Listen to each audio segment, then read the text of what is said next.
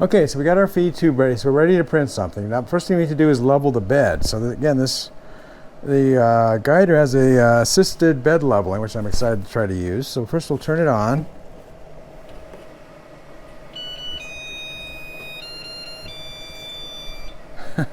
That's kind of ominous, actually. All right, so this print bed has the same 3 thumb screw connectors, 2 in the front and 1 in the center of the back, 2 in the front corners. And actually, that's opposite. On the Dreamer, there's 1 in the front, in the middle, and there's 2 in the back on the back corners. So that's fine. But we're going to use the automated leveling system. So we press Tools. Oops. And then we press Level. Okay, so it gets to go all the way down to the lowest level, which is kind of annoying because it goes kind of slow. So I'll wait till it gets back up there, and then we'll pick it up again when it tells us to do something. Actually, while we're waiting, I just wanted to point out how robust the Z-axis is on the guider. So you can see, again, it's cast aluminum with the 2 guide rods and then the center thumb screw, or the center drive screw.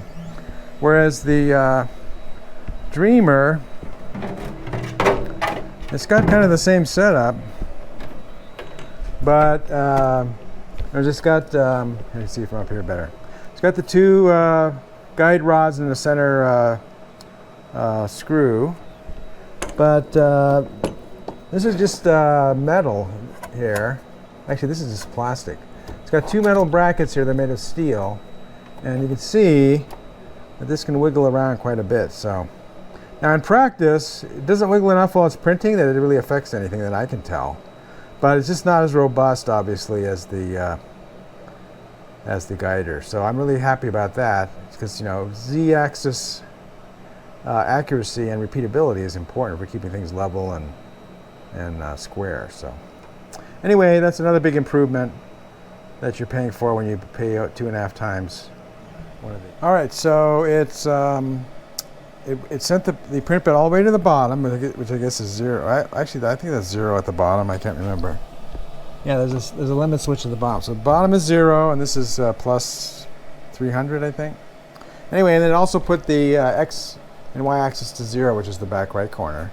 Now it's telling us to screw all the nuts under the platform counterclockwise so they're tight, and then tap the OK button. So I already did mess around with this leveling a little bit, and so I'm not going to do that, but normally you would start them all cranked down and then adjust them slowly. So we'll go ahead and just say OK and see how we did here. And it's going to go to each location, 9 locations on the print bed, and say, is this level? So it flips down the sensor and then checks to see how close it is. So it gets close, and it looks like it backs off again. Backs off and it comes back in for the final check, which is interesting. All right, so this one I already did. It says congratulations. So let's go to the next one. So now it's going to go over to the right. It's going to do the front right corner, I think.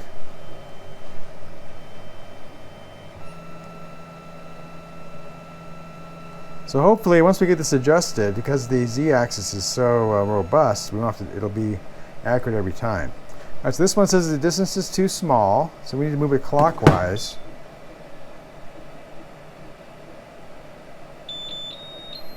So it's telling us it's okay, and we'll say verify, so it's going to verify that location.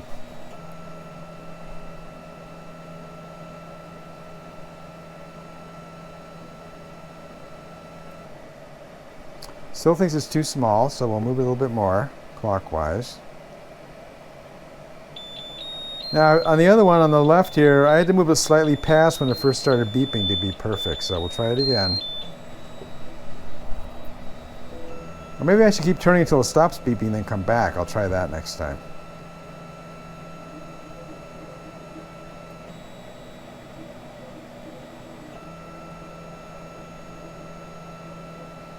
Now, of course, when the print bed heats up, maybe I should have heated the print bed up first.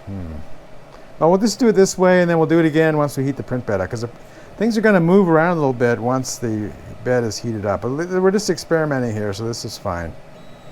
So now let's go to the next one. So I just want to show you one more thing I'm going to try here. And maybe it only does 3. I thought it did 9. It's doing the back center where the other screw is.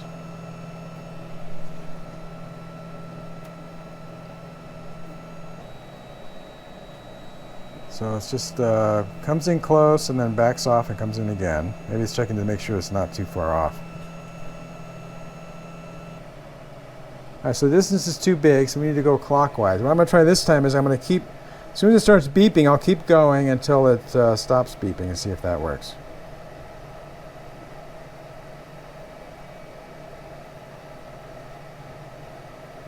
I'm going to go pretty far here. So it's still beeping. If I go too far, it doesn't really change. So I think the trick is to, when it first starts beeping, go slightly past that if you want to get it zeroed in, because it seems like when it first starts beeping, that's not far enough.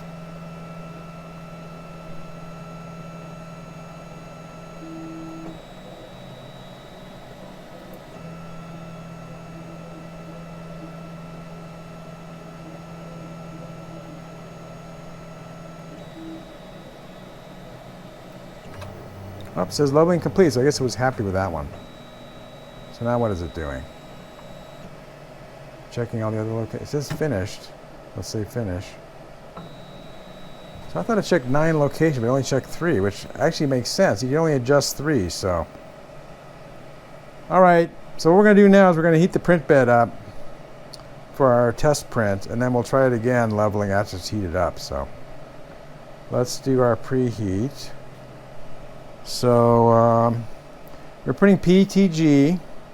So we print that at 237 on the extruder. And the bed temperature we do is 65 on the Dreamer NX. I'm assuming, since this is the same print head, it should work the same. And one thing I noticed is this doesn't have an exhaust fan to control the temperature inside this enclosure. Whereas the Dreamer NX does have has a thermostat over here and it has 2 exhaust fans on the back. So I guess this enclosure is big enough that it doesn't really need to control the temperature inside. So we'll see how that works out. All right, so it's going to heat up, and then we'll try the bed leveling again and see how we do. All right, it took a couple minutes, but it's heated up now. So let's go ahead and try leveling again. And it's going to take a while. It's got to go all the way down to the bottom again, so I'll pick it back up when it's up, ready to go. Okay, so it's back up to its top position, and it's telling us to screw them to their temp. We're not going to do that because that'll take too long. So we're just going to go ahead and see if it's still level after heating it up. It should be close anyway.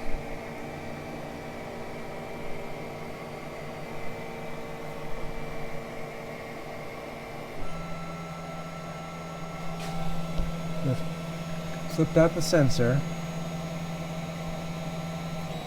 Comes in and then backs off and comes in again. Maybe more slowly, I don't know. It seems like it's about the same speed to me. Alright, so it's still level, so that's interesting. Let's try the next one. So after heating up, it's still, maybe it's because of the glass instead of aluminum. The aluminum probably expands when it's heated up, whereas the glass doesn't, so that's interesting.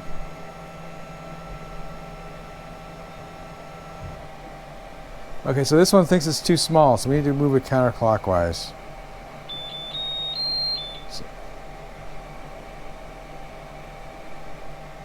It was going to verify it.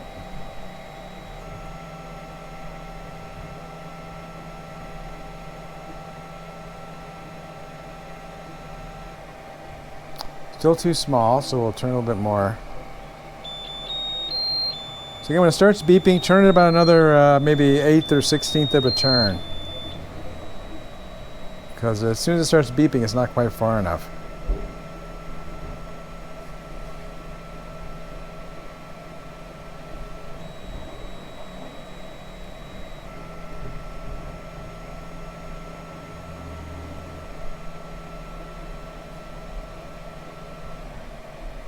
All right, so it likes that one. We'll go on to the last one.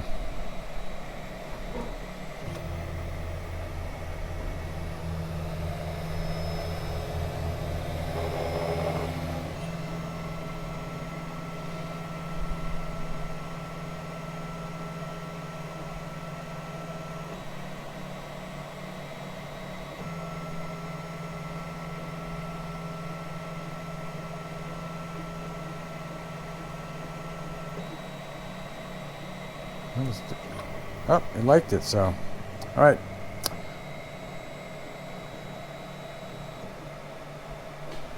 It looks like it's actually touching the, it was actually touching the print bed in the middle, which I don't like that because it's heated up, so. All right, so now we're level, even after heating it up. And so we're ready to print. So let's go ahead and load our filament, and we'll do our test print.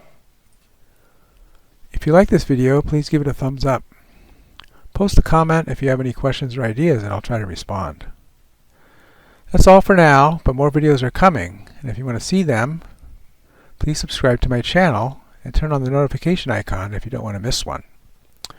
This is Beta Cygni signing out, and keep looking up.